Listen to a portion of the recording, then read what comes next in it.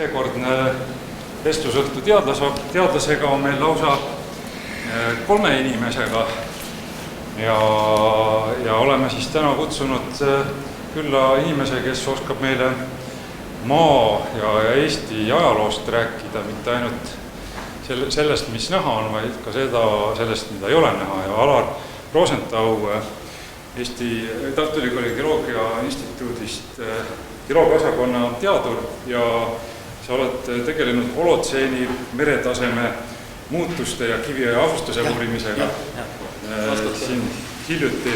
Et see on kindlasti üks teema, aga me üritaks minna nii laiemaks ja võib-olla kitsamaks ja vaadata ka veidi tulevikku, et mismoodi meretaseme muutumine ja siis Eesti, ütleme siis maa tõus ja vajumine meie eluolu võiks mõjutada.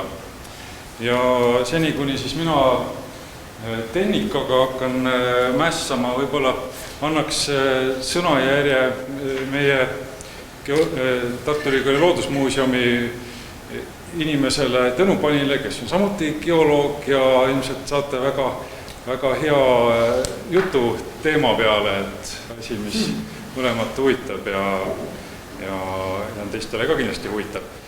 Et võib-olla esimese asjana võiks äkki üles võtta selle teema, millega sa, Alar, kõige hiljuti oled tegelenud või räägiksid meile, et mis on see, millega sa oled viimasel ajal tegelenud uurimise mõttes ja kuidas Eesti tõusu ja langusesse puutub? Tegelikult ma segaks veel vahele enne. Ajaloost võtaks natuke näite, et küll Eestis tegeldakse Eesti tõusu ja langusega ja mitte mis ajast umbes, paarsada aastat näiteks. Aga tegelikult see sama küsimus on inimeste meeli vallanud juba paar tuhat aastat. Nii et 2000 aastat tagasi antiikaõpetajana Strabon juba kirjutas sellel teemal, et kas meri tõuseb, langeb või hoopis maa tõuseb, langeb. Et see küsimus oli juba sellel ajal aktuaalne. Ja see asi, kes siin vanast ajast mäletab, et kui meil kunagi õpikutes oli Serapis ja Temper Potsoolis, siis nüüd ma otsisin, et sellist asja enam ei olegi. See on Potsooli turu ehitis, mille sambaid meile on kogu aeg vanasti raamatutes näidatud ja seal on paari tuhande aasta jooksul toimunud tõesti hästi kiired. Ja nüüd ongi küsimus, kas merepinna tõusud või siis maapinna tõusud langused. Aga nüüd Eesti teema. Tere õhtust. Mul on suurepärane võimalus olnud siin viimased aastad toimetada koostöös arheoloogidega ja ka füüsikutega, et uurida Läänemere veetaseme muutuseid ja ka rannavööndi nihkumisi viimastel aastatuhandetel. Meil on olnud siin päris palju tuge Eesti Teadusfondilt ja praeguse nimega siis Teadusagentuur ja tublid geoloogia, geograafia, üliõpilased, doktorandid, kes on kõik olnud niimoodi toimekad, et me oleme saanud nüüd natuke targemaks võib-olla, et kuidas siin Eesti alal viimased aastatuhanded see rannajoon ja meretasemel on nihkunud. Et Eesti on Läänemere mõttes sellises päris põnevas asupaigas, et nagu te teate, et Põhja- või Botnia lahe või Põhjalahe piirkonnas on üsna äkiline see maatõus, eks ole, et seal see veetase kogu aeg alaneb, siis Läänemere lõunaaksis on hoopis teistmoodi tagurpidi, et viimased, mida me nimetame holotseeniks ajaperioodid, see oli 11 000 ja peale aastat. Et seal on jälle veetase kogu aeg tõusnud ja meie oleme sellisel vahepealsel alal, kus meil on selline põnev kompleksne veetaseme muutuste pikaajaline lugu.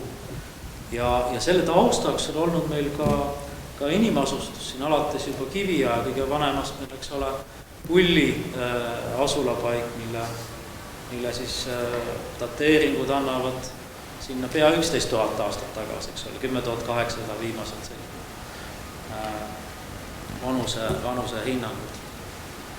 No vot, ja nüüd üks viimase siis 8 aasta tegemistest mul oli valitud mõned uuringupiirkonnad välja siit, et üks hästi põnev uuringuala, kus meretase on täitsa 10 meetreid muutunud ja inimasustus on selle meretaseme muutuse ja rannajoone muutuse kaasa liikunud, on Narva piirkond, Narva-Luga uuringuala. Ja teine meil alles nüüd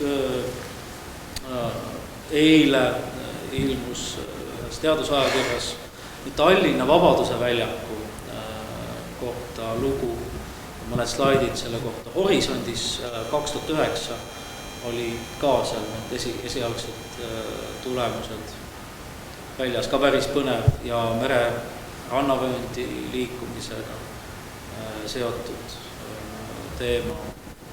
Ja siis võib-olla kolmas ja viimane selline ala, millega me oleme siin toimetanud, on Lääne-Eesti madalike saared. Et teatavasti kivi ajal olid kõik meie need Hiiumaa, Saaremaa, Ruhnu, Tõstamaa poolsaar oli ka saar, olid asustatud ja päris sellise põneva asustuspildil, et kui Vilja saab siin selle slaidi käima, siis ma näitaksingi mõned pildid nendest uurimisaladest või läheb natuke veel aega? No jah, kui tehnoloogia hakkab juba mässama siis lõpuni, et vahepeal jõudis sinine ekraan käia ära ja crash'is teine arvutiga Murphy seadused. Et sellega, mõni minut läheb veel aega. Aga ma ei jõudnud nüüd jälgida ka, et sa jõudsid 3 uurimisalast, eks ole, rääkida. Jah, et neid tahaks natukene näidata, mis me oleme koos siin arheoloogide ja füüsikutega siin teinud. Võib-olla me tegelikult põgusalt natukene vestlesime ka sellest, eks ole, mismoodi me tänasele õhtule võiks läheneda teemale. Et tegelikult see koostöö, ma arvan, et see on midagi võib-olla põnevat, et millest senikoha, kuni ma saan selle tehnika käima, võiksid rääkida, et mismoodi see reaalne koostöö nüüd on arheoloogide ja geoloogide vahel, et kas on pigem niimoodi, et arheoloog leiab midagi ja küsib geoloogi käest, et aita mul see paika panna, et need setted, et kui vanad need on, või on siin mingid variandid veel või on vastupidi, et vahest geoloog peab arheoloogilt ka abi küsima. Ja Tartu Ülikoolis on pikad traditsioonid arheoloogide koostöös. Professor Indreko, eks ole, 30-ndate, kui ta teostas oma kaevamisi, siis geoloogide poolt oli meil professor Orvik. Aga tegelikult veel varasem aastaast on just nimelt Konstantin Kreving on see, kes siis arheoloogia õppetooli veel ei olnud. Ja tema oli suur arheoloogia huvi. Ja geoloogina teostas siis ka arheoloogilisi kaevamisi ja selliseid töid Eestimaa. See oli juba mõnda aega vana. 880. Ja eks see koostöö püsib ikka sellele, kui on mõlemad pooled võidavad sellest koostööst. Ja sageli muidugi on, et arheoloogid avastavad midagi põnevat ja tahavad siis teada saada, kas nende asula paiknes siis rannas või kusagil hoopis kaugemal mõne järve või siis ka mere ääres. Ja selleks siis pöördutakse siis geoloogide poole ka, et sellest mingit selgust saada. Ja geoloogide muidugi üks huvi arheoloogilise materjali vastu on kindlasti erinevad need arheoloogilised paigad ise. kui nad olid siis rannasidusad, istusid mere rannajoone lähistel, siis neid saavad ka geoloogid koos oma geoloogilise infoga kasutada meretaseme muutuste hindamisel. Ja seda on väga palju näiteks siin Vahemere piirkonnas tehtud Rooma perioodi need karpide hoidmise kalahoidlad, kalatangid, kus siis üle suve oli meretasem ja neid nüüd aastasadu hiljem on võimalik kasutada kui meretaseme indikaatorid. Nii et sellised ja meil eelkõige mesoliitikum on see kiviaja mesoliitiline periood. On väga põnev, kus kütid, kalurid, korilasid istusid üsna lähedal tollasele rannajoonele ja me saame seda infot kasutada selleks, et meretaseme muutuseid hinnata. Et kodus jälle see slaid, siin on kohe saame slaidid ka mitte. Slaidid on seda käima.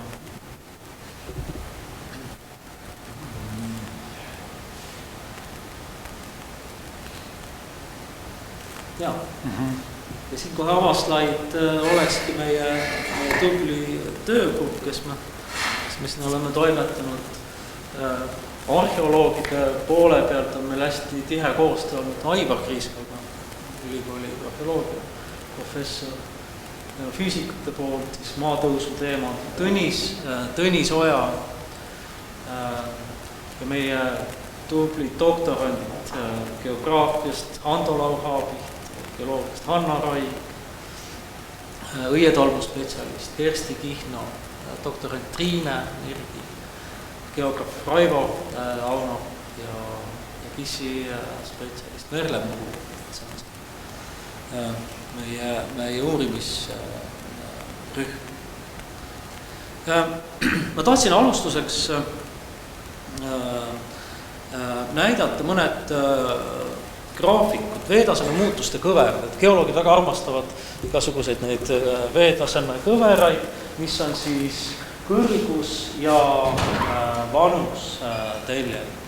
Ja antud nüüd slaidi ongi all paremas nurgas on nüüd näha maailmamere taseme kõikumised viimasel 500 000 aastal. Need on väga pikaajaline, nii neljandik kvaternaari perioodi. Te näete, et need on mingit pidi üsna süsteemsed üles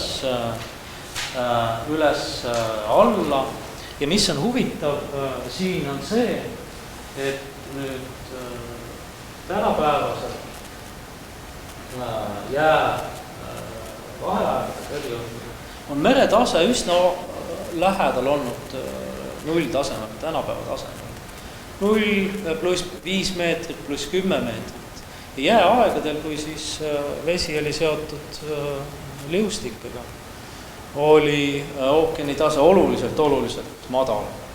Ja see oluliselt on üle 100 meetri, 120-130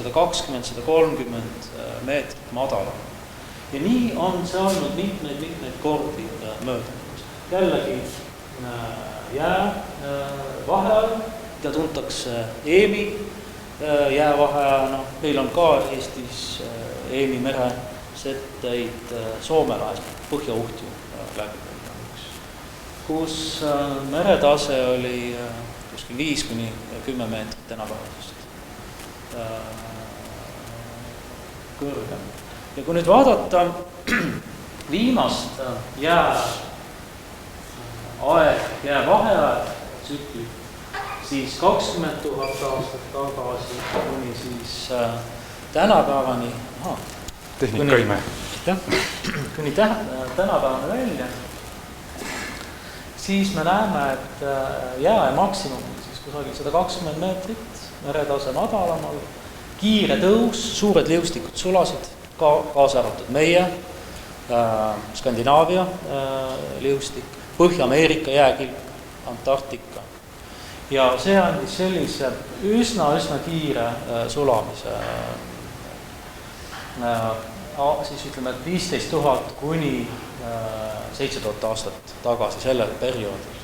Ja te näete ka, et see on mõnevõrra ebaühtlane, ka kõige kiirem, mida me üldse teame ajaloos, kõige kiirem meretaseme tõus on 40 millimeetrit aastas, mida me oleme suutelised siin geoloogilise info põhjal nagu välja, mis on päris palju. Võrdluseks siis praegu suhteliselt ka kiire tõus on 3 millimeetrit, üle 3 millimeetri aastas, siis 40 millimeetrit. Ja siis sulas meie liustik siin ja samuti ka Põhja-Ameerika jäägi üsna intensiivselt.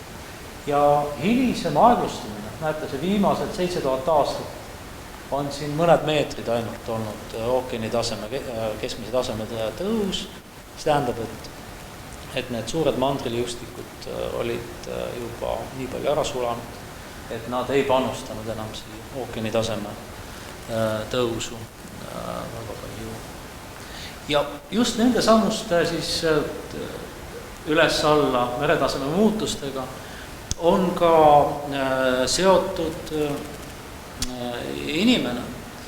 Kõik võimalikud, kui te mõtlete näiteks, et ookeani tase on 120 meetrit madalamal ja see on möödanikus korduvalt olnud, milliseid võimalusi näiteks inimesega migratsioonideks see avab.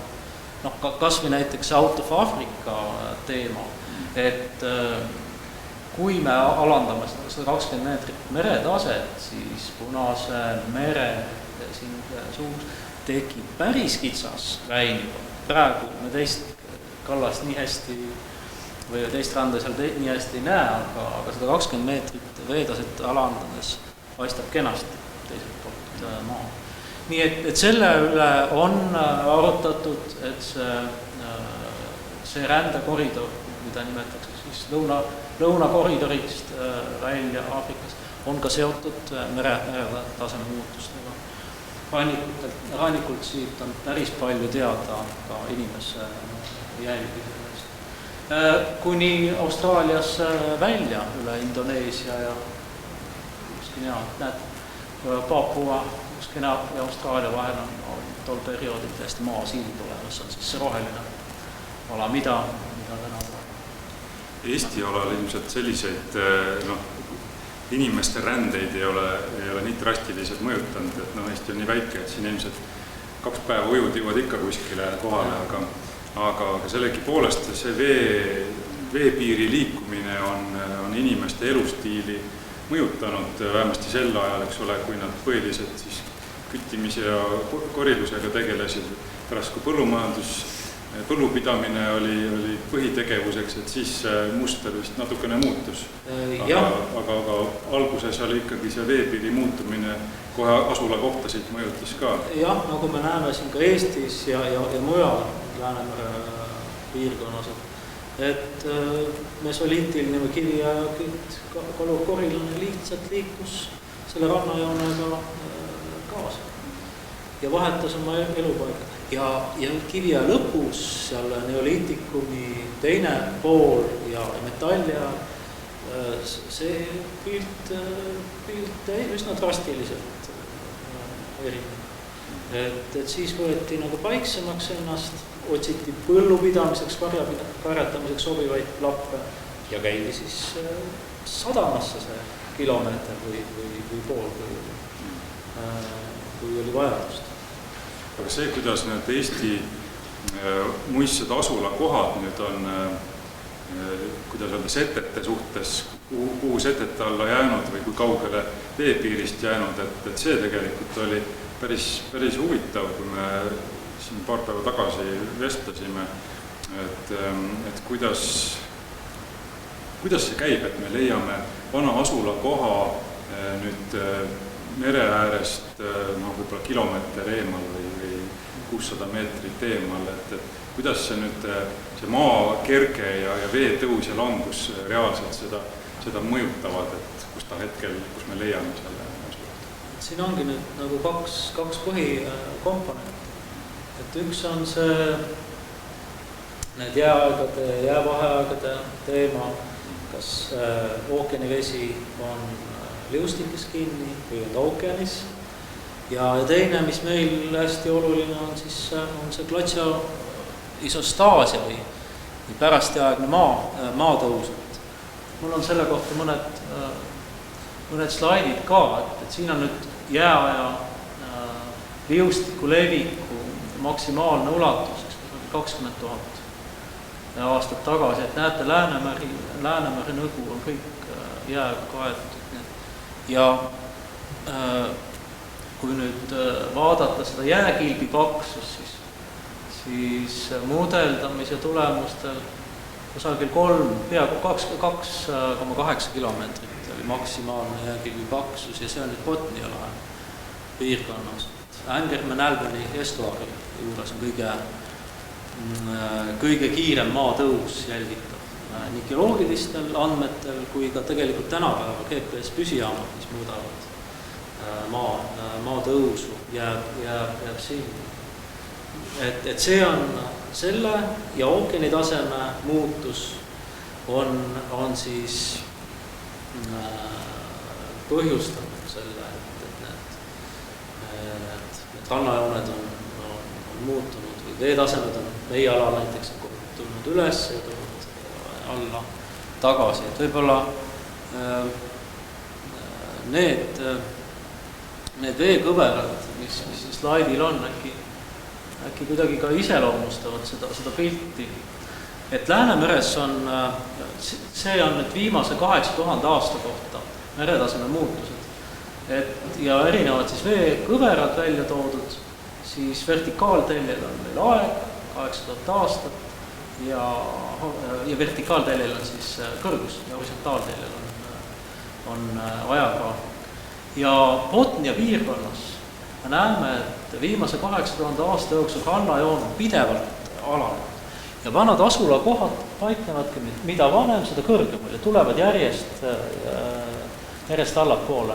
8000 aastase tagused need mesoliitikumi kütid korilased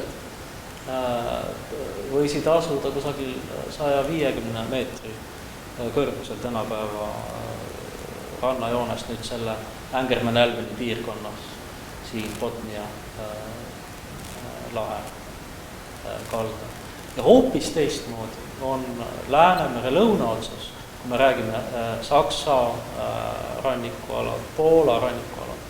Viimase 8000 aasta jooksul on meretase tõusnud 16 meetrit.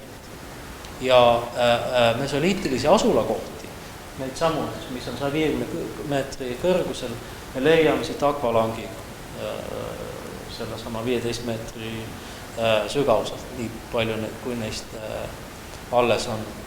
Meil oli mõni aasta tagasi üks just nende veealuste koht revisjoni uurimist Kosti projekti raames ja Läänemeri oli üks juhtivaid, et peaaegu 1500 asula paika on Läänemeres mere all, kõik seda tüüpi. Ja kolmas on siis, kuhu Eesti kuulub, on siis selline kompleks tüüp, kus meil on olnud algus 8000 kuni 7000 meretaseme tõus, mis oli põhjustatud sellest, et ookeani tase lihtsalt tõusis kiiremini kui maapind. Ja hiljem pöörati see tagurpidi, maapind hakkas kiiremini tõusma ja meil oli siis see rannajoone taandumine. Et selles mõttes on Eesti väga põneva nagu geograafilise asukohal ja sama pilt ka tegelikult Lõuna-Rootsi alal on sama tüüpi nii-öelda veetaseme muutused. Siis kui liustikud sulasid, siis oli see ookeani veetaseme tõusis kiirem. Tõus oli oluliselt kiirem ja see ületas selgelt maatõusu. Ja me näemegi, et rannajoon liikub järjest sügavale maismaa poole. Ja hiljem see pöördus ja viimased siis 7000 aastat meil on olnud nii-öelda tõusev rannik ja meretase on järjest alanud. Nii et see on siis see meie Eesti asend siin selles tõusva ja langeva.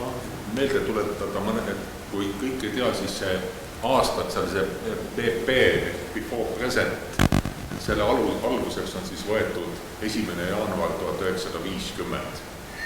Kuna tänapäev läheb nii kähku mööda, siis sellest on juba varsti ongi üle poole sajandi juba möödas. Et radioaktiivse süsiniku dateerimise algus, et esimesed tööd ilmusid 1949 ja oli ka aktiivne tuumakatsetuste periood, mis muutis sellest nooremate setete dateerimise peaaegu võimatuks. Et see 1. jaanuar 1950 on alguse punkt, et kui te tahate tagasi lugeda.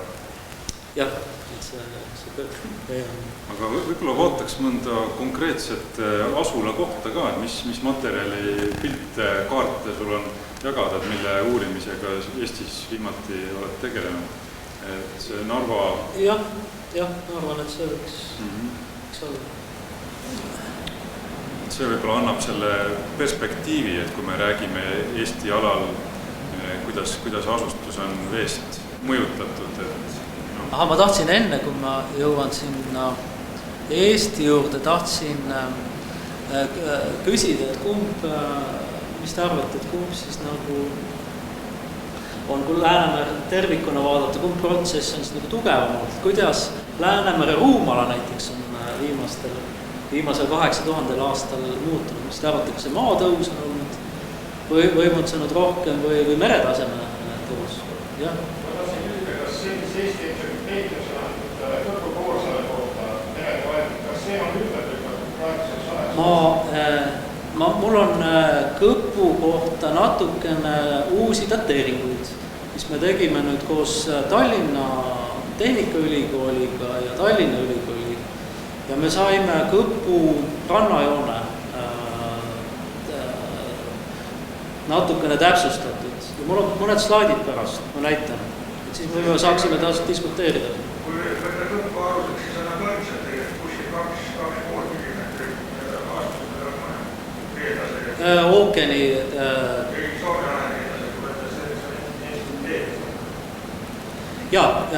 entsüklopeediast nüüd hiljem on meil GPS püsijaamade võrgustik Põhjamaades ja Eesti on nüüd selles võrgustikus sees juba mõnda aega. Kõige kauem on käinud meil tiksunud Suurupi jaam, GPS püsijaam ja need hakkavad juba tootma täitsa head infot. Me oleme jõudnud nii-öelda selle absoluutse maakerke osas kusagil 3 millimeetrit peaks olema Kõpu piirkond. Kõige ägedama või intensiivsema kerke. Või ma haaran sõnasabast kinni, et kui tegelikult oli plaan sinna Eesti asula kohtade juurde minna, aga tegelikult sellest sinu jutust praegu GPS-püsijaamade võrgustik, et äkki on praegu hea koht, et kus seletada üldse, millised need erinevad veetaseme mõõtmise meetodid on. Et see sama GPS tugijaamade võrgustik, et äkki seletaks selle lahti, et mida see tähendab ja kui täpne siis selle kaudu mõõdetav veetaseme mõõtmine on. Mis need meetodid on, et kui me räägime tuhandetest aastatest möödanikust, siis on selge, et need on geoloogilised andmed, setete vanusemäärangud, hinnangud, interpretatsioonid, mis siis lõpuks tulevad veetaseme kõveratele, nagu siin seinal näha. Kõige varasemad kirjalikud märkmed või teave meretasemetest on tegelikult ruunikividel Läänemere regioonis. On 10 500 Stockholmi lähedalt ruunikivi, kus siis oli kirjas see, et siin paiknes sõna sildumis- või kaubalaadimiskoht Ingridi, vikingi naise ja tema isa juba lõi. Ja täna, jah, kivi on alles ja tänapäevaks on ta tõusnud kõrgele ja randa kilomeetri veemas. Et seda tüüpi infot on olemas. Edasi, merevaatlusjaamade info, kus me mõõdame meretasemed ka praegu toimunud. Meil Eestis on kõige pikema vaatlusandmete reaga on Tallinna vaatluspost. See jaam on ikkagi kuival maal, mitte meres. jah, rannikul, jah. Ja mõõdab siis meretaseme muutused. Et nende aegread, et meil kõige pikem Tallinn 19. sajandi esimene pool, 1840. Stockholmi aegrid on Läänemeres kõige pikemad ja süstemaatilised vaatlused 18. sajandi esimesest poolest. Et seda tüüpi andmed on kasutada uuematest asjadest, mida me meretaseme ja ka maatõusu kohta teame, on need samad GPS püsijaamad. Mida see tähendab siis? Nad on hästi stabiilsele alusele paigutatud püsijaamad, mis suhtlevad satelliitidega ja mõõdavad siis pidevalt ajas siis kõrgusmuutust, aga tegelikult seda horisontaalkomponenti, kuidas maapind on ajas nihkunud. Ja kui piisavalt pikad vaatlusread, see tähendab, et 20 aastat võiks olla, oleks rohkem, siis on võimalik teha hinnanguid, kuidas see maapind on liikunud. Satelliitide puhul on veel teine asi, on võimalik mõõta ookeani pinna muutust. See on NASA teha.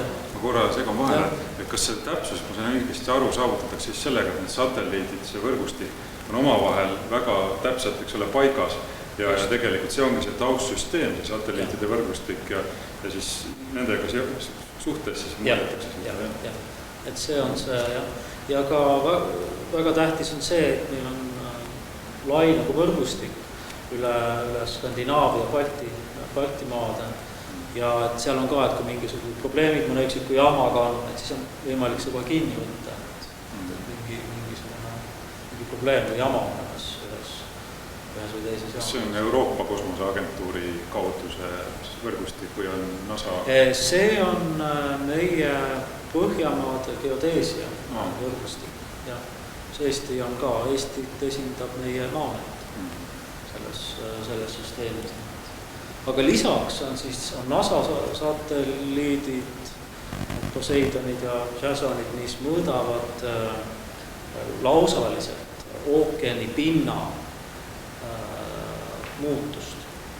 Ja need annavad ka meile infot, kuidas ookeani tase tõusnud, eks ole. Et see on mitu asja nagu koos. Et ühelt poolt on siis need GPS püsijaamad, mis mõõdavad maaliikumisi, siis satelliidid, mis mõõdavad ookeani pinna tõusu. Et üsna selline kompleksne pilt. Aga tuleks siis nende Eesti asulakohtade juurde tagasi, kus on kõige viimast ja põnevamat andmestikku ka näidata? Jah, et üks väga põnev nii geoloogiliselt kui arheoloogiliselt uurimisala on Narva Luka Klindilaht, mis on siis siin parempoolsel kaardil ka, et ta on siin nii vasemal pool Narva jõge, teisel pool Venemaale jääv ala, ta on ranniku madalik. Siin on näha ka Klindiastand, siis Klindiastandust mere poole ja selle piirkonna teeb põnevaks, et siin on hästi rikkalik kiviaja arheoloogiline materjal. 45 asula kohta on teada sellest piirkonnast. Ja siin on nad ka ära näidatud mitmel pool. Ja praegu uurimistöödel käivad, et arheoloogid kaevavad, nii et neid kohti nähtavasti tuleb veel juurde. Ja maakerge või maatõus ei ole siin ka väga äkiline. See tähendab, et need meretaseme muutused on seda komplekset tüüpi, et ja päris põnevat uurida. Mis me siis nüüd tegime siin, me üritasime siis rekonstrueerida meretaseme muutused viimase siis 8500 aasta jooksul. Ja sellest perioodist on siis ka meil need kiviaja leiud teada 8500 kuni 4000 kiviaja lõpuni ja üritada siis aru saada, et mis keskkonnas ja kus need kütid, kalurid, korilased elasid siin Narva Luuga alal. Ja kui arheoloogias alustada, siis meil on hästi rikkalik materjal, meil on keraamikaeelne kiviaeg, et võib-olla kõige tuntum asulapaik on Siivertsi, mis oli varasemalt uuritud Richard Hindreku poolt, aga dateeri vanus oli määramata, et meil õnnestus üks põdraluu selle töö käigus selles kultuurkihis siis ära määrata. See andis siis selle kultuurkihi vanuseks 8000 aasta kanti. Siis Narva kultuur, kus hakkab juba keraamika, ja siis see Narva tüüpi keraamika, spetsiifilise ornamentikaga. Mitmeid asulapaiku, Riigiküla, Narva-Joa, Lommi, Voss, Kaalik, niisiis siinpool kui sealpool Narva jõge. Kammkeraamika, mis on põnev asustus Kudruküla asula, Narva jões, Riigiküla 2, päris palju keraamika leida. Tüüpiline kammkeraamika ornamentika. Ja siis kõige noorem periood on siis nöörkeraamika. Võib-olla Rossan ja Väike-Ropsu ja Narva jões need asulapaigad siin, mille vanused jäävad sinna 4400 kanti aastat tagasi siis. Ja me vaatasime siis geoloogia poolt, uurisime erinevaid sette, läbilõikeid. Siin on nüüd Luuga jõe kaldad, ma ei tea, kui hästi on paistasid üks paljand puhastatud, kus on näha siis ka päris kenasti selline meretaseme muutuste või rannavööndi taandumise lugu. Meil on siin all see heledam osa on Antsulusjärve liivad, siis pärast Antsulusjärve allajooksu või maha kukkumist on meil kujunes siin selline turbane madalsoo ala, meil on sellest jäänud turbakiht ja siis tuli Litoriinameri, kujutas selle piirkonna üle ja meil on laguunimudad, et see tume laguunimudade kiht ja jälle uus turvas ja kõige üleval on siis juba jõe, Luuga jõe liivade kompleks. Ja meil on õnnestunud siis nüüd kasutada seda raadiosüsiniku meetodit, neid erinevaid arenguetappe dateerida ja nii päris erinevates siis paikades, eks ole, mitte ainult siis selle Luuga jõe ääres, vaid ka Tõrvajõe basseinis siin Eesti poolt, Siivertsis ja mujal. Ja selle tulemusena me panime siis kokku nagu veetaseme muutuste hinnang, veetaseme muutuste kõveras Luuga alakohta. Siin on nüüd koos nii geoloogia info kui ka siis asulakohtade info ja need asulakohad ja nende siis raadiosüsiniku dateeringud on need mummud siin välja toodud. Ja veetaseme muutus on siis nüüd selle sinise joonena nähtav, eks ole, alates kuskilt aastast 8500. Nii et seda sama, see ülemineku tüüp jällegi, eks ole, kui me vaatame neid, tuletab meelde need Läänemere veekõverad. Et algus on sel aastal 8000-7000 kiire meretaseme tõus, mis siis pöördus ümber jälle veetaseme langus. Ja selle käigus jäid vee alla ka asulapaigad. Näiteks see punkt siin on Siivertsi asulakoht. Nii et Siivertsi jäi 4-5 meetrise veekihi alla uputati ära. Ja Tõrvajõe on meil teada võimalik, et ka Narva joalus on see alumine kiht, alumine vanem asustuskiht kiht on jäänud ka Litorina mere alla tänu sellele ookeani taseme kiirele tõusule, mida me nimetame siin Läänemeres siis Litorina transgressiooni sündmuseks. Ma korra vahepeal küsin, et kas ma saan nüüd õigesti aru, et need vanemad asulakohad jäid siis alguses vee alla, siis meresetted tulid sinna asulakohtadele ja siis tegelikult maa kerkis ja mingil hetkel need vanad asulakohad oli ja praegu ka on, eks ole, nüüd kuiva maa peal, aga setete all. Et täpselt nii ongi, et kui näiteks Läänemere lõuna otsas me peame akvalangid ka minema, et need on ikka endiselt veel seal merepõhjas, siis siin meil on nad jäänud mingiks perioodiks, näiteks 1000 aastaks mere alla ja siis hilisem maatõus on nad upitanud siis mõningaid meetreid ülespoole tänast. Ja üks võib-olla pilt ja sarnane materjal või uputamine on meil dokumenteeritud ka Pärnu madaliku alal. Et kui me Narvas teame, et mere alla jäänud on see Siivertsi asulapaik ja ka Tõrvala, seda on üks ussi skulptuur Tõrvala paigast, siis Pärnu maal on meil selleks on Sindi Lodja asulakoht. Ja siin on näha nüüd ka, Sindi Lodjas on väga kenasti säilinud vana kultuurkiht ja siin on üks nooleots sellest kultuurkihist. Ja siin peal on merelised liivod, et sisaldavad riivveeli sirenileti. Ja rannajoon, siin on üks väike Pärnu kohta skeem ka, et tänapäevane lahe rannajoon, siis Litorina mere käiguks siis meretase tõusis kusagil 10 meetrit kõrgemale tänapäevasest.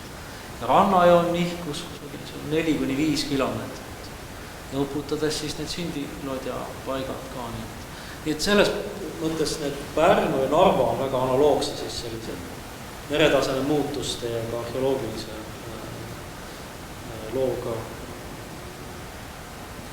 paigad. No kui selle Lääne-Eesti juurde nüüd tulla, siis huvitav koht oli jutt juba ka, eks ole, see Kõpu Ürgsaareks nimetatakse seda, jah? Muinassaar vist. Muinassaar. Jah, Muinassaar. Mis oli siis mingil hetkel keset Läänemerd suhteliselt nii eraldiseisev väikene saar, kus on leitud siis tänapäeval asula või tollased asulakohad avastatud tänapäeval. Jah, et see Kõpu on üks päris põnev paik olnud, kus me oleme toimetanud, ma vaatan, kas mul on mõned, jaa. Et siin nüüd, kui me sujuvalt sinna Lääne-Eestisse liikusime, siin on nüüd üks paleopilt ka selle Lääne-Eesti uputamisest või kõrgemast rannajoonest, see oli siis 7000 aastat tagasi. Et nagu siit on näha, siis päris suured alad Lääne-Eestis teid vee alla, selle veetõusuga seotud. Ja Saaremaa pindala oli oluliselt väiksem ja eriti muidugi Hiiumaa, eks ole, kuni protsent tänapäevasest. Et see kõrgem Kõpu osa ainult ulatus välja merest. Ja siin on nüüd mõned tähtsamad asulapaigad ka ära toodud nende värvikestega siin. Et hästi rikkalik oli meil Pärnu ümbrus, juba pulliajast, varasemast ajast, kui siis pere, Litorina mere asi. Ja Saaremaal on meil kenasti varane asustus. Ja siis Hiiumaal ja Runnus on päris põnev mesoliitiline asustus. Nähtavasti nüüd olid nad valdavad hülgepildid siin Hiiumaal ja Ruhnus. Seda näitavad rohked hülgeluud. Aleosolo klembi lõukas aastaid määranemise. Ja mida meie seal nüüd Hiiumaal või Kõpu saarel vaatasime, me lähme edasi siia nüüd kõpu, siin on tänapäevane rannajoon, lida kõrgusmudel on näha vanad rannavormid ja nüüd on teiselt poolt nüüd põhjarand on siin ka paista. Ja siin on nüüd välja toodud need Kõpu muinas asulakohad, mis on tänapäevas siis rannast üle kilomeetri kaugusel. Ja me uurisime nüüd nende rannavormide, mis siin nüüd näha on, nende kujunemist ja üritasime määrata siis ka nende rannavormide kujunemise vanust. Et siis me nüüd siin väga seda haardesüsiniku meetodit ei saanud kasutada, kuna orgaanilist materjali rannavallides on sageli vähe. Ja me kasutasime luminescensdateerimist, üks selline meetod, et kui liiv saab valgust rannas ja hiljem mattub, siis põhimõtteliselt see on siis see hetk, kui see signaal läheb nulli ja sealt me saame siis seda aega mõõta, nii et millal siis ranna sete matus siis liiva all. Ja seda metoodikat kasutades siis me üritasime siis nagu seda paleograafiat natuke selgitada.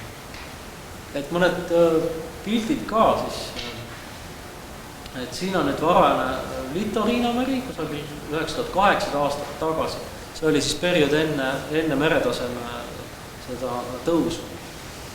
Ja sellest ajast meil veel ei ole arheoloogilisi paiku teavad. Aga kõige varasemad on seotud siis selle Litoriinamere kõrgeima tasemega, see oli 7500 aastat tagasi. Ja siin on nüüd küll korrelatsioon väga, väga ilmselge, et need punased täpid, mis siin on näha, et need on nüüd need, mis on siis tollased asulapaigad. Et nad valisid elupaigaks need kütid, kalurid, korilased omale selle Kõpu muinassaare, mis see siis on nüüd, jah, idanõmma, mis on siis valdavate läänetuulte eest päriselt hästi kaitstud. Siis ja 2 asulapaika on ühe laguuni, mis on tänapäevane Kõivasoo. On siis selle Kõivasoo laguuni ääres, et siin on siis Kõpu 14 asulapaik, kes siin on näitus 17 teisel pool. Ja siin rannas. Nii et päris kenasti olid need Kõpu asukad siin selle muinas rannajoonega seotud. Ja kui meretase siin alanes, siis asustuspilt nihkus kaasa, 6500 vanad asulapaigad ja 5700, eks ole, on meil nüüd jäänud veel see Kõpu 11, mis on veel madalamal kõrgusel. Nii et see Kõpu asustus tuli kenasti siis selle rannajoonega kaasa nende hülgeküttide.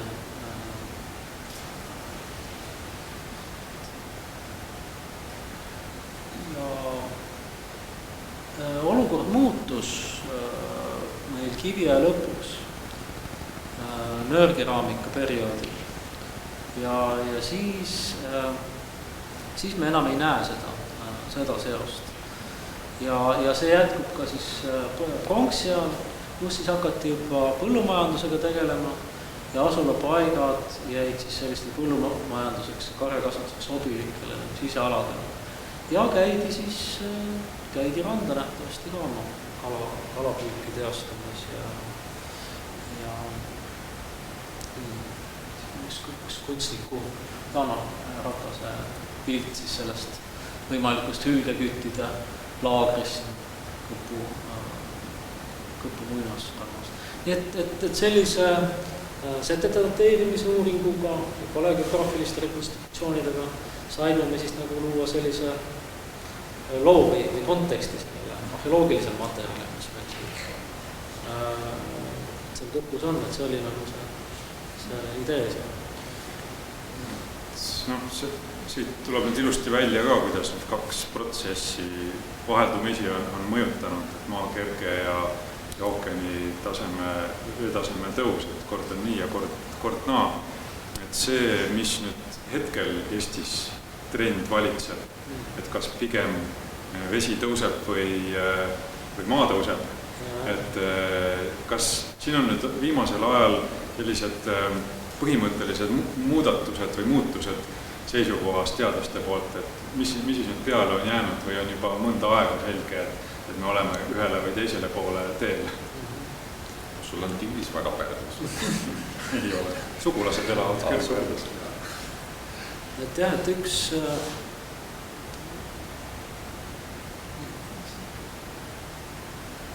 üks võimalus sellele vastata on vaadatagi nüüd, millised need meil maatõusukiirused hetkel on mõõdetud ja vaadata, mida me teame ookeani taseme tõusu kohta. Et praegu üks selline paremaid võib-olla allikaid on meil siis see NASA satelliidi info, mis hakkas siis mõõtma 1993. aastast ja see mõõdab siis nüüd globaalse ookeani pinna tõusu. Ja selle põhjal on siis ka arvutatud meretõusu kiirus välja.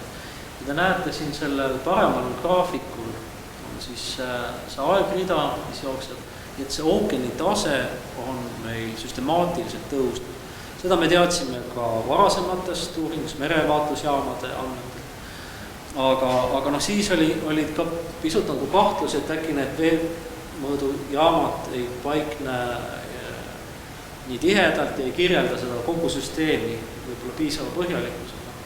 Aga nüüd selle satelliit andmestikul on meil tõesti kogu ookeani pind nagu kaetud ja mõõdetud.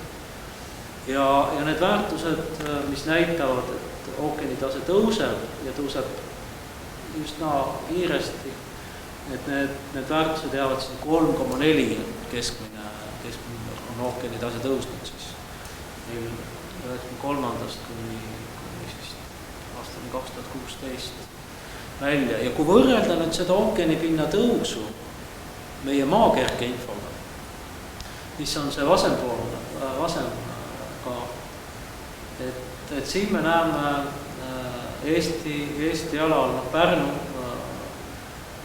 maapind tõuseb ligi 2 millimeetrit aastas ja me jõuame sinna 3 ja natuke peale Hiiumaal, et see on see vahemik.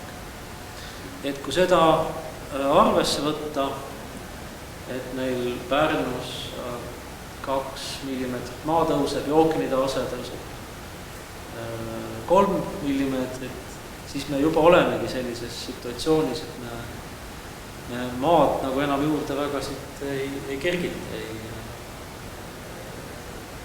ei võida.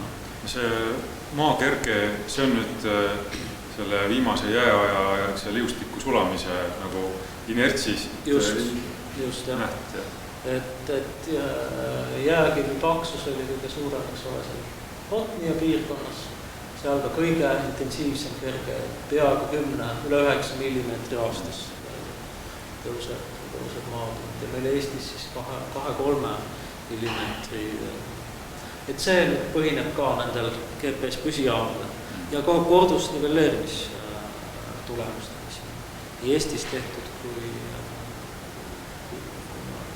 aga veetaseme tõus, on see nüüd üksüheselt sellest kliima soojenemisest tingitud polaaralade jää sulamisest või on seal mingid muud seletused? Kui me vaatame neid pikaajalisi geoloogilisi kõvereid, siis kogu meil holotseen, meretase kogu aeg tõuseb ja tõuseb.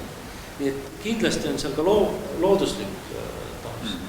Aga mis on nüüd selge, et looduslik ei anna seda 3 millimeetrit. Nii et sealt on nüüd ikkagi selge, et inimene on sekkunud ja ütleme, et ka juba eelmisel sajandil on see kiirus juba suurenenud. Nii et seal on ikkagi see kliima soojenemise, inimmõjuline kliima soojenemine sees. Ja kui nüüd vaadata ka natuke tulevikku ja siis siis meil on nüüd need IPCC prognoosid laual, ehk siis ÜRO valitsusvahelise kliimamuutuste nõukogu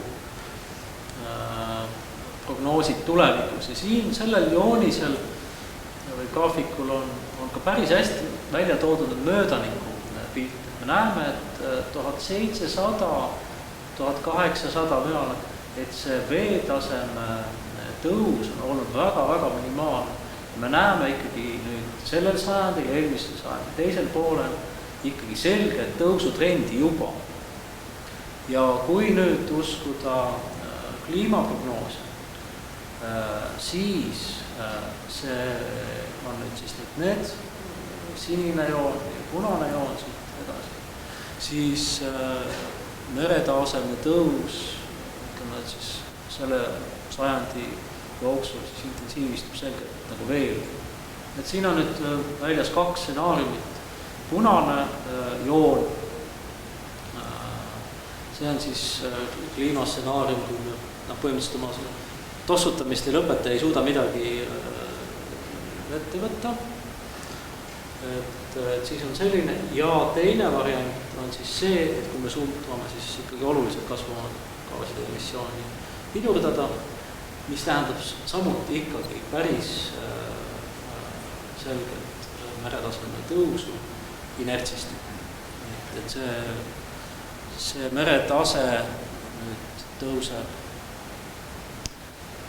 Jah, et kui vaadata neid prognoosarve või väärtusi aastat 2100, siis kliimapaneeli nüüd siis pessimistlik stsenaarium annab aastaks 2100 kusagil siis peaaegu 0,8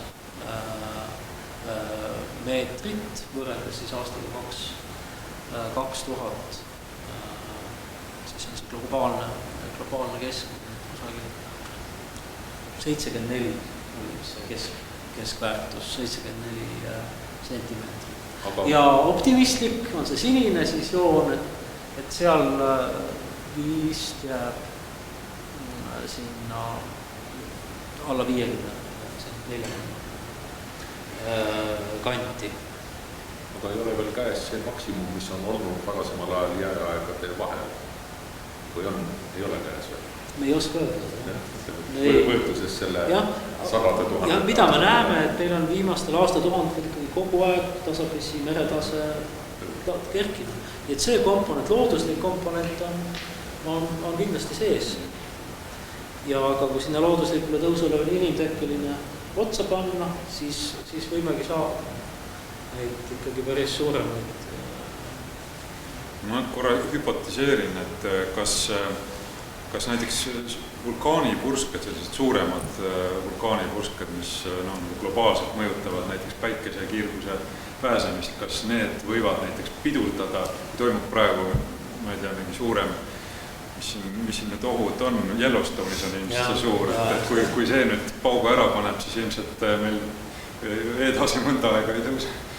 No minust Yellowstone on ajakirjanduslik liialdus.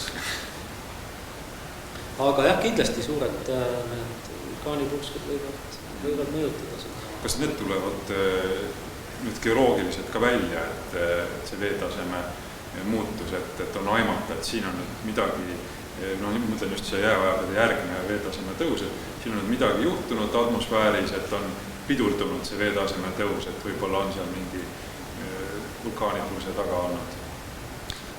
Vähemasti. Kui me vaatame seda viimane jäätumis ja tänapäeva seda tsüklit, siis mida me teame või suudame jälgida on ikkagi seda, et need suured jääkilbid sulasid intensiivselt ja selle tulemusena meretase siis tõusis intensiivsemalt. Aga mis nende suurte jääkilpide sulamise taga oli, kas seal olid ka mingid kliimasündmused, see on jälle omaette küsimus. Et seda me otseselt nagu neid vulkaanipurskeid me nagu veetaseme kõmerites nii ei näe. Ilmselt ei ole nii pikk, et see nii kaua tagant järgime seda suudaks mõõta või määrata. Aga kas sul oli siin see pilt, kuidas liustikud veetaset mõjutavad mandriliustikud suured. See raamatuvad seda? Ei, vist ei hetkel ei ole, aga kas sa pead silmas seda nature lugu nüüd viimaseks? Võib-olla räägid ka, et kuulajad võib-olla ei tea, mis seal Nature'is oli siis. Ei, no tähendab, Alar näitas, aga selles mõttes, et kui liustik sulab, siis tegelikult ei tõuse seal liustiku juures veetase nii palju, kui näiteks kuskil troopilises vööndis. Okei, seda sa mõtled. See viimane Nature lugu oli selle kohta, et need kliima- ja meretaseme prognoosid võivad osutuda veel liiga optimistlikeks, kui Lääne-Antarktika hakkab ikkagi, või šelfiliustik hakkab intensiivselt sulama ja hakkab sulama alt, mis on praegu maaküljes kinni, šelfiliustik, eks ole, on põhjas kinni ja see Nature töö nüüd oligi selle kohta, et ta näitas ära, et soe ookeani vesi on hakanud liustiku alt sööma ja ta võib kokku kukkuda. Ja siis võivad need meretaseme tõusu asjad olla suuremad, kui siis praegu me teame või need prognoosid näitavad. Aga selle sulamisega selle kohta slaid, jah. Need liustikud on tekkinud maismaal, aga nüüd on veetase nii palju tõusnud, et nad on nüüd jalgupidi vees ja siis on silmale varjatult hea sealt alt sulatada, kulutada seda. Kas siis võib juhtuda ka näiteks, et see Antarktika jääkilp äkki hakkab ujuma ja läheb sinna Indiale külge? Kui ta läheb ujuma, siis ta annab juba meretaseme tõusu. Kui ta on vastu ookeani põhja kinni, siis ta meretaseme tõusu ei anna. See ongi see mehhanism. Aga jah, et kui näiteks me suure koguse jääd Antarktikas või Gröönimaale ära sulatame, näiteks Antarktika puhul on nii, et kui me siit lääneosast sulatame, siis võiks ju arvata, et meretase seal tõuseb kohe, aga tegelikult on vastupidi, et see meretaseme tõus liigub hoopis ekvatoriaalpiirkonda ja seal Lääne-Antarktikas me näeme hoopis veetaseme alanemist. Et see on gravitatsioonilistel põhjustel, et see jääliustiku mass tõmbab enda poole vett, sulab ära, vesi vallandub ja vesi liigub just sellistele ekvatoriaalsetele ajustele. See on päris huvitav fenomen. Sellel pildil on siin nüüd toodud pilt, situatsioon, kus me sulatame nii Antarktikat kui Gröönimaad, eks ole, ja Gröönimaal hakkab siis sama protsess mängima ja siis nüüd kõige suurem siis veetõus tuleb siis võt sellistel, mis on kollasega näidatud need laiud. Ja see proportsioon siis sõltub, et kui palju me sulatame Gröönimaad ja palju siis Antarktikas sulatame siis rohkem, siis see vöönd, kollane vöönd liigub siis põhja poole. Gröönimaa on valdav ja rohkem siis kollane vöönd liigub siis Antarktika poole. Ka päris selline kompleksne. Sellistele globaalsetele või suurematele veetaseme liikumistele lisaks me ju näeme üsna lühiajalisi, Pärnust on kogu aeg juttu olnud, eks kõik mäletavad, mina seda aastat praegu hetkel ei mäleta, kui oli Pärnus see suur üleujutus ja inimesed oma asju päästsid ja nii edasi, sõitsid paatidega tänavatel, et mismoodi nüüd sellised veetaseme muutused saavad toimuda ja kas saab neid ette ennustada, kui kaugele saab selliseid asju ennustada? Jah, et jaanuari tormist, mis oli vist 2005, jah, kus siis me Pärnus teame meretaseme tõusu 275, jah, 274 sentimeetrit nullist kõrgemale ja siin on nüüd näha tema kestus ka, et peaks olema siis päevades, eks ole. päeva, et sellised on meil Läänemeres siis ikkagi tormidega seotud.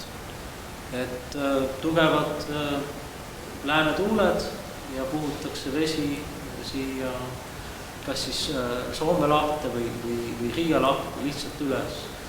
Et siin üks pilt vasemal nüüd näitabki jaanuari tormi simulatsiooni,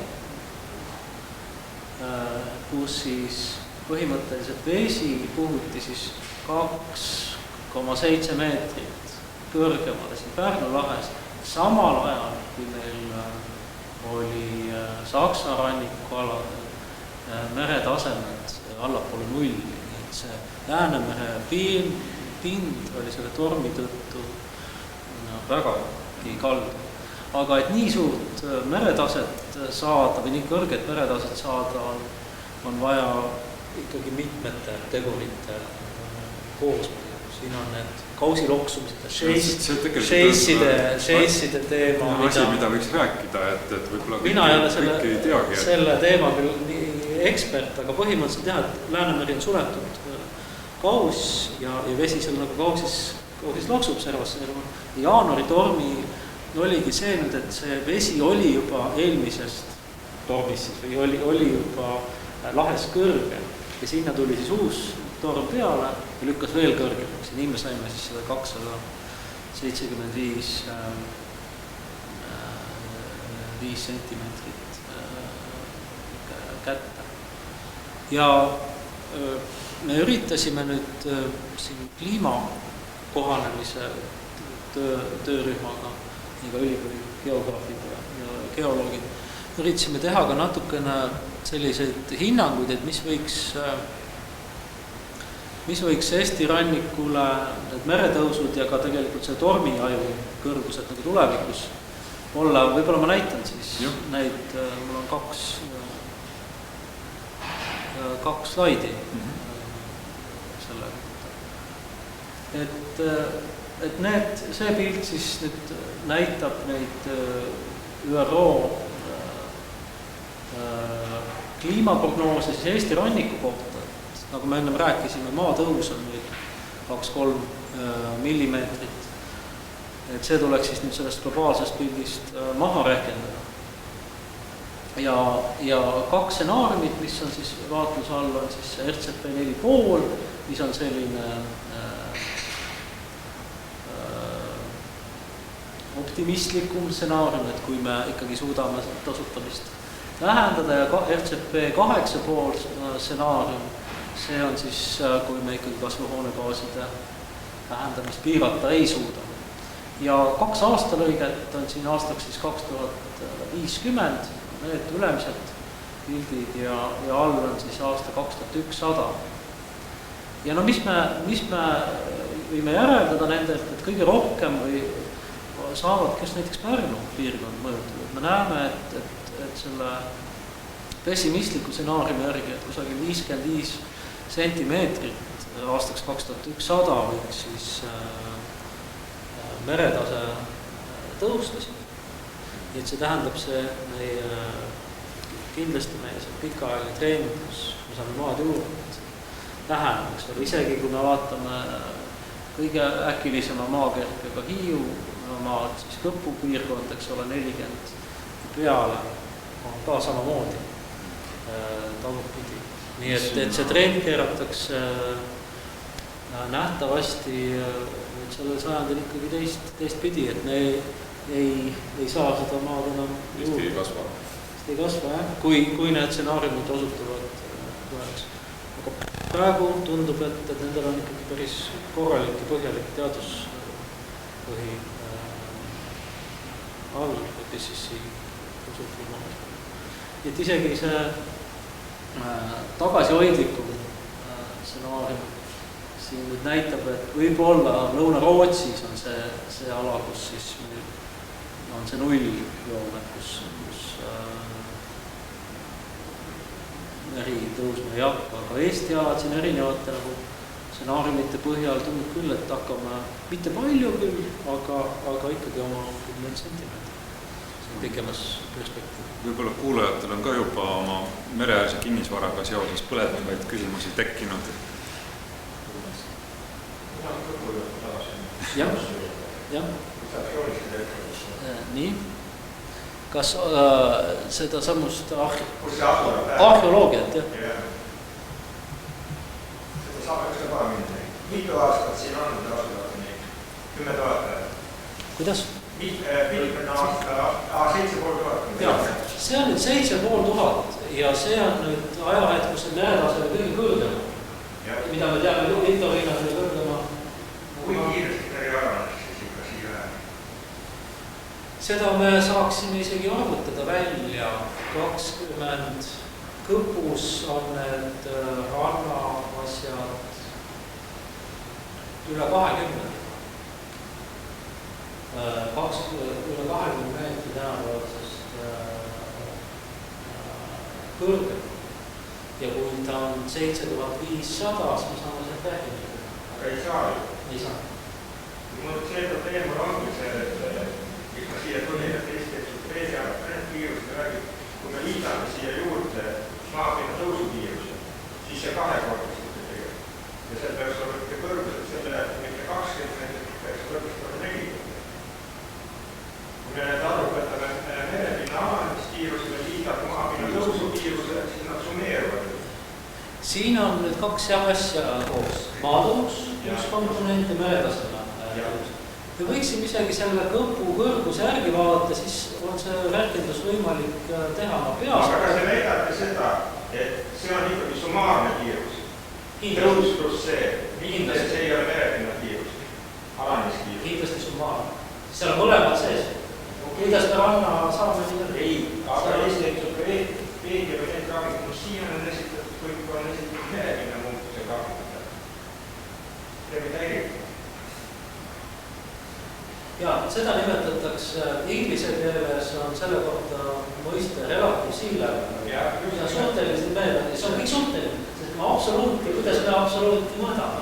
Sellel ajal ei olnud ka palju sputnikute peab kosmosest geoidi pihta. Seal on antud merepinna alaneskiirused 2,5 millimeetrit aastas. Siis paneme 2,5 millimeetrit tõusu juurde, siis saame mitte 12 või 20 meetrit, saame 40 meetrit võrra. Et teadus on natuke edasi, ütleme nii, jah.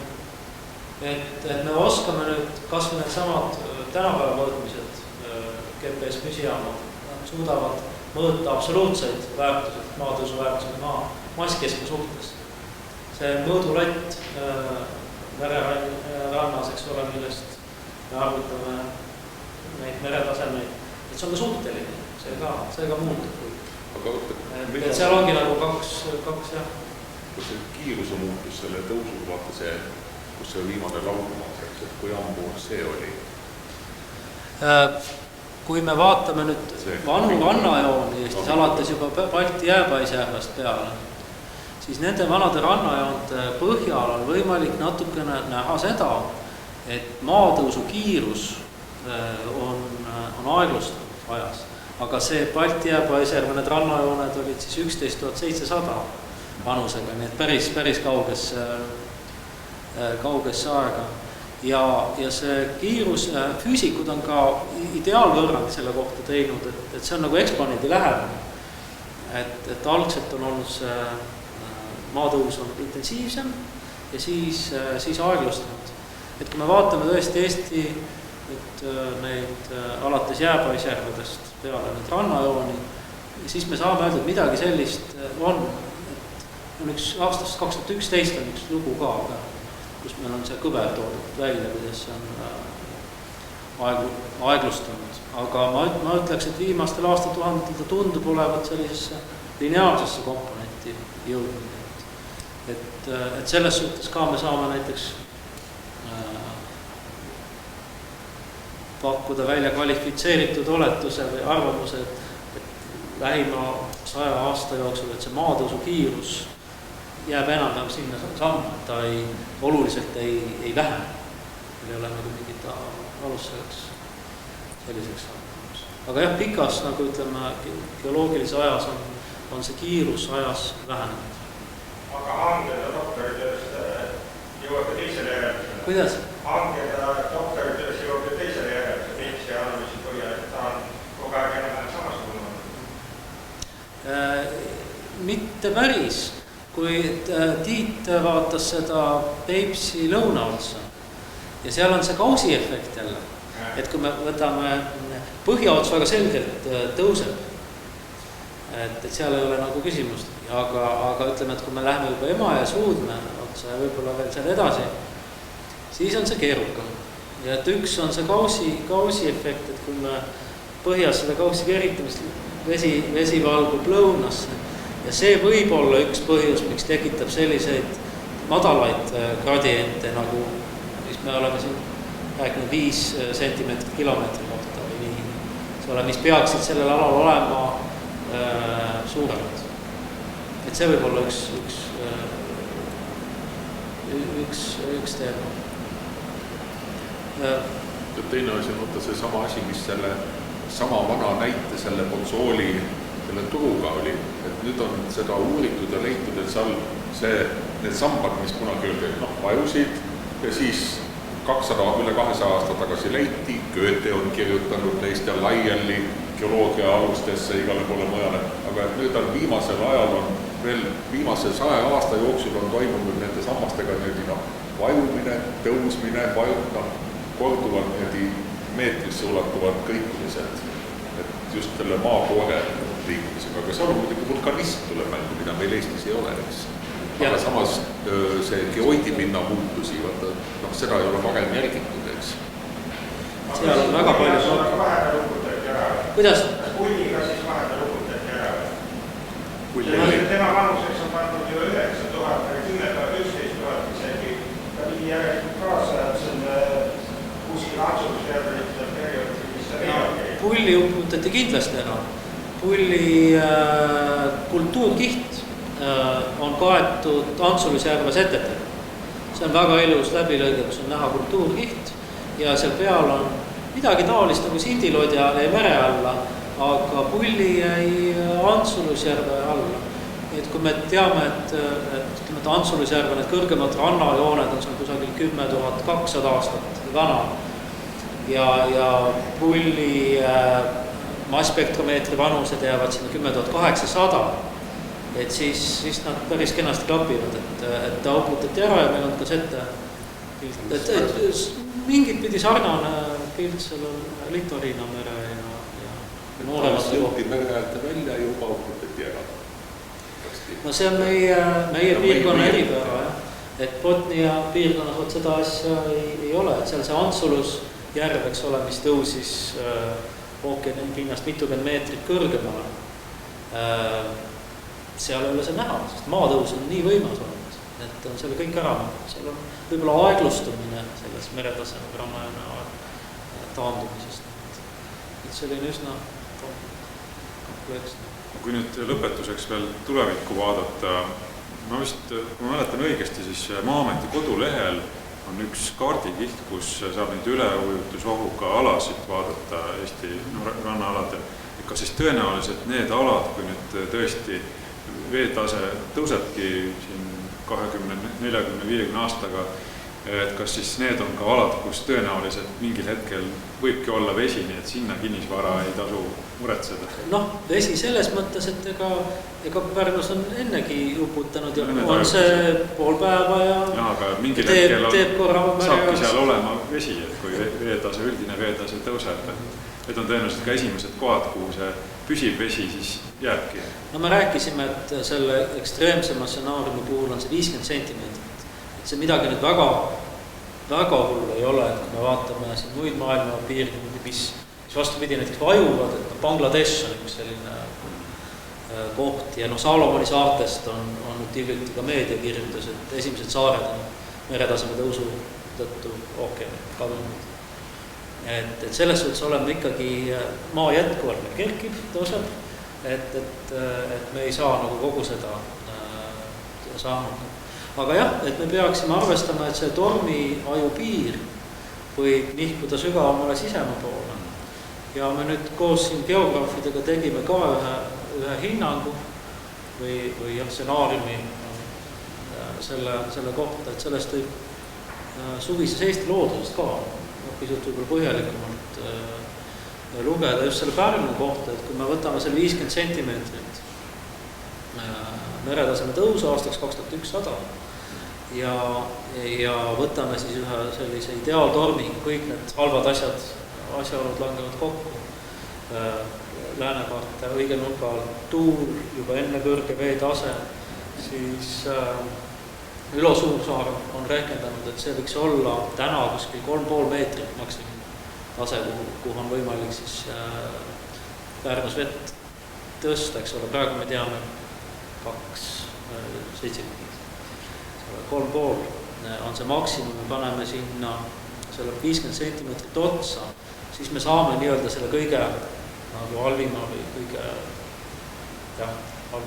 stsenaariumi, mis on siin pildil ka, et siis on kusagil 4 meetrit võiks see maksimaalne ujutus. Et selle tõenäosus ei ole väga suur, aga et sellised stsenaariumid tehakse selleks, et teada seda, millised need kõige halvemad olukorrad võivad olla.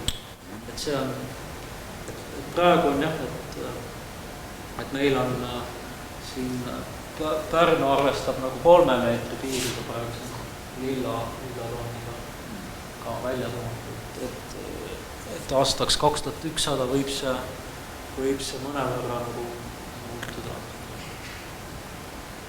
Aga on veel küsimusi, mõtteid, alternatiivseid hüpoteese? No kui viia väljaspool Eestit, siis tegelikult on päris palju tasuvaid kaduma veetaset tõusutöötu. Jaa. Tegelikult tuleks lihtsalt minna rannikust paar kilomeetrit teemale ja kokku maasse müüa. Neil on rannavaldakaitse seadus, et see nagu tegelikult on ka päris abiks, et ikkagi palju see vööndilaius on, päris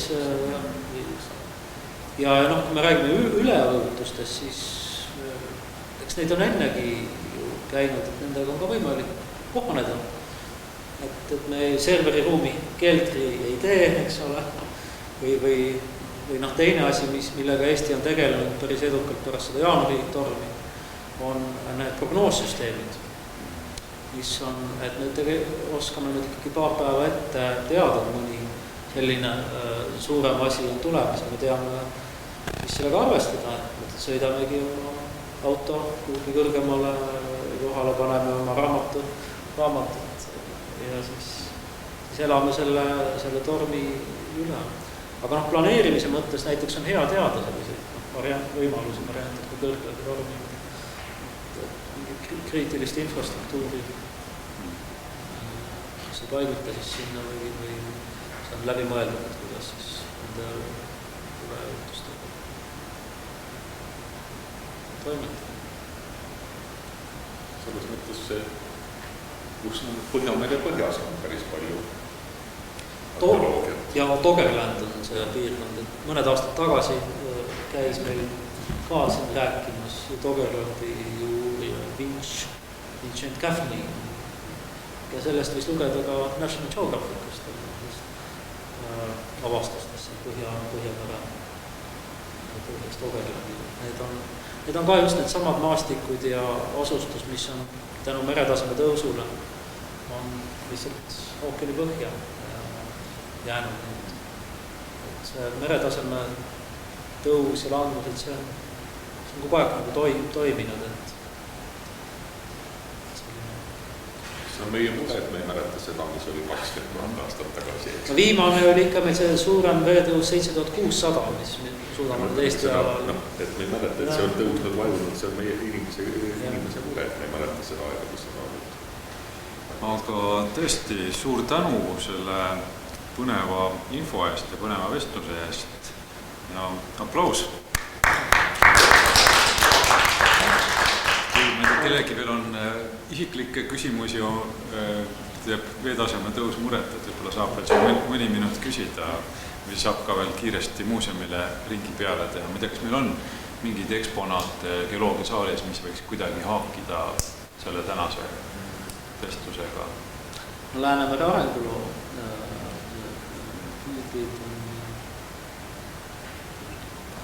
Homo erectus ja Sapiensi kollektsioonid, kuidas nad siin liikusid. Ja need asulad, kas meil Aafrikast välja. tee alla jäänud asulakohtadest ilmselt ei tea, kas on. No, teinekord siis jah, võib vaadata. Aitäh!